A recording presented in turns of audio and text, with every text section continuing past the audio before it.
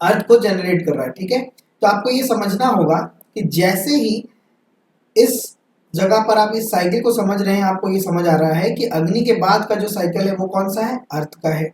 अब आपको पता है कि अर्थ के बाद जो ईथर है हमारा, अर्थ के बाद जो कि बनता है मेटल, इसके बाद की एनर्जी कौन सी है, मेटल एनर्जी है।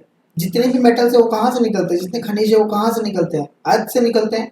तो आपको इस रेफरेंस से ये बात समझ आ जाएगी कि अर्थ जो है जनरेट करता है मेटल एलिमेंट को, एयर एलिमेंट को, जो कि जो शार्प होता है, एयर एलिमेंट शार्प, जो कि कटिंग के लिए काम आता है, काटता है। एयर जो मेटल होता है, जो एक्स होता है, एक्स होता है, वो क्या काम करता है, काटता है। इसलिए हम कहते हैं कि मेटल, जो कि मेटल एलिमेंट है, वो कहाँ से उत्पन्न हुआ है, अर्थ से।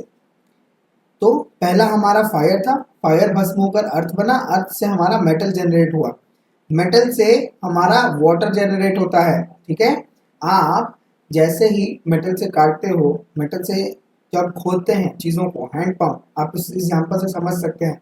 जब हम मेटल से चीज़ों को खोदते हैं, जब ज़मीन को गड्ढा करते हैं, तो वहाँ से पानी निकलता है। तो हम ये इस रेफरेंस से समझ सकते हैं, इस स्टोरी लाइन से समझ सकते हैं कि मेटल से क्या जनरेट हो रहा है, वाटर जनरेट हो रहा है। एयर क्या करता है, वाटर को लेकर के आता है।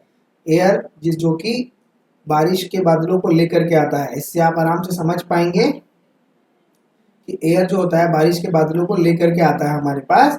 तो इससे इस साइकिल को आप समझ पाएंगे कि एयर से क्या, मेटल से क्या जनरेट हो रहा है, वाटर एलिमेंट जनरेट हो रहा है। नीचे खोदते हैं जमीन के नीचे, तो क्या हमें मिलता है, पानी मिलता है। तो हम कह सकते हैं कि हम मेटल से वाटर को जनरेट करते हैं। तो मेटल जो है वो क्रिएटर है वाटर का, अर्थ है क्रिएटर मेटल का, फायर है क्रिएटर अर्थ का, अर्थ है क्रिएटर मेटल का, मेटल है क्रिएटर वाटर का।